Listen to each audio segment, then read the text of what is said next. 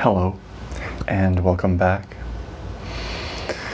As you can see, I'm here once again in the grow room among my plants, my little meditation area. I just took off my other shirt to put this one on, and when I did so, I accidentally grabbed one of the leaves here and ripped it, and I felt bad, and that got me thinking about how the majority of people, and not just the majority, but how I used to view plant life. It made me think about how oftentimes we have this attitude of, fuck it, it's just a plant, it doesn't feel it, so what? And kind of a smug kind of feeling about it.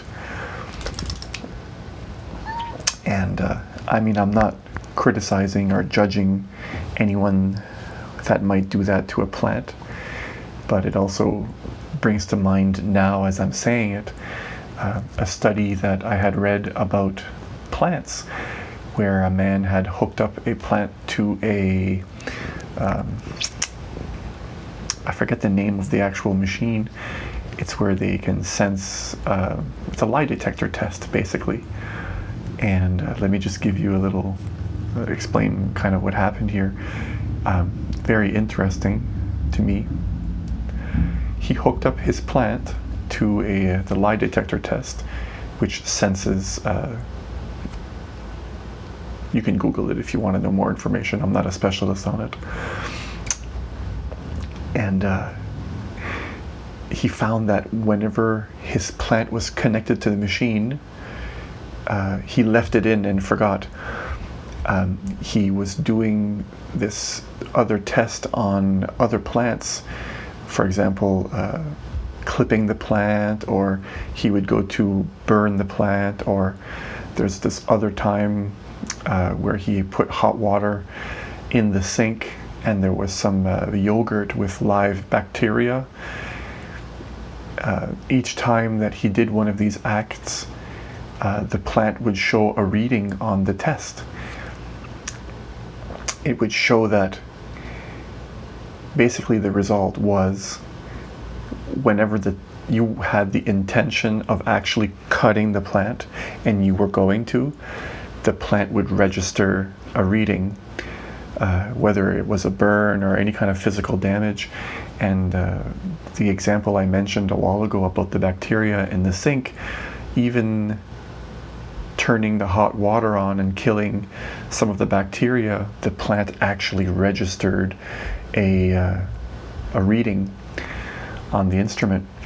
And his finding was only if you had the intention of harming the plant or cutting it or whatever, and you were going to do it, like actually it was happening, the reading would show. But if you would just go to the plant and you were to pretend and you didn't have the intention, you weren't actually going to do it, there was never a reading on the plant at all, on the machine.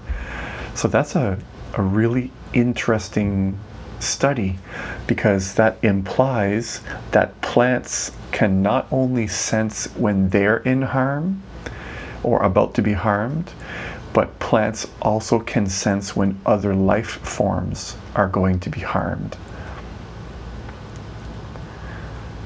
You can do some research on this. It's pretty interesting. I'm sure if you check on Google and typed in man hooked up plant to lie detector, you'll find the test actually. You know what I'll do? I'll put it in the link in the description below, so you can see that for yourself. So anyways, I thought that was really interesting, because it really shows us that something as simple as, killing a plant, and here you can actually see the blood of it. It's white from what I did a while ago. I feel bad. It's actually bleeding.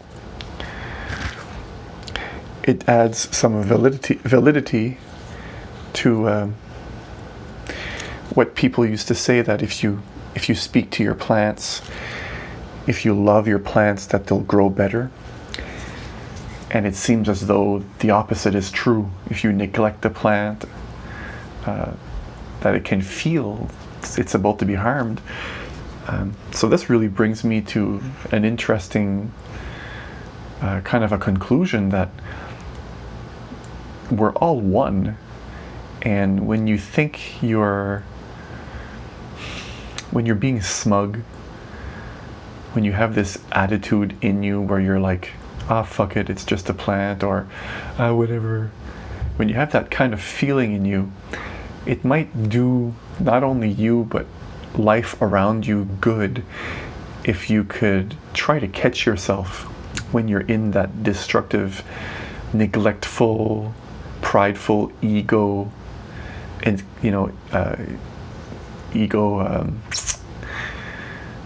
maniac, if you will, type of a feeling, to maybe think that your actions go beyond yourself, and your thoughts and your intentions go actually beyond yourself. Because remember, in the test, the plant showed a reading even before the cutting, even before it could sense it was going to get hurt before it got hurt. So it shows that plants have this sixth sense, if you will. Maybe it's their only sense, I don't know. Maybe it's what we have but we forgot how to use. It also brings me to a story where a tribe would communicate with each other over vast distances through certain trees. So a man would go to, or would send his son to another tribe to communicate or to do something, trade, I'm not sure what.